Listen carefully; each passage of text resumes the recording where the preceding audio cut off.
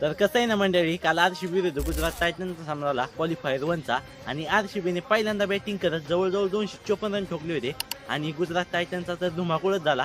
93 रनाने RCB जिंकलेली आणि direct फायनलमध्ये एंट्री केली. आपण जे बोलतो ना ते खरंच होतं आणि या अगोदर मी व्हिडिओ पण बनवला होता भावांनो आणि आरसीबी जिंकलेली. आणि भावांनो, काही बोलत असतील आमच्याकडे 5-5 ट्रॉफी आहे.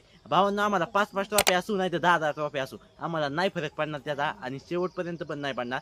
कारण आमच्या 18 वर्षाची जी लॉयल्टी आहे ना ती आरसीबी मध्ये आहे. आणि तुम्हाला पण दिसलंच असेल काय आहे ती लॉयल्टी, सगळ्यांना माहीतच आहे. आणि आता फक्त एकच सामना जिंकायचा आहे आणि डिपेंडिंग चॅम्पियन काय आहे ना ही चीज पण कळेल आरसीबी मध्ये काय आहे ना. तर तुम्हाला काय वाटते, रजत पाटीदार काय खेळाय ना हे सर्वांना माहिती. जवळजवळ 32 ते 33 बॉलमध्ये त्यांनी 93 रन ठोकले आणि भावांनो त्याचं जरी शतक सेंचुरी जरी हुकली असती ना पण ना इम्पॉर्टंट होतं फायनल जाण्याचं. भावांनो, खूप भारी खेळा रजत पाटीदार पण आणि बाकीचे प्लेयर पण.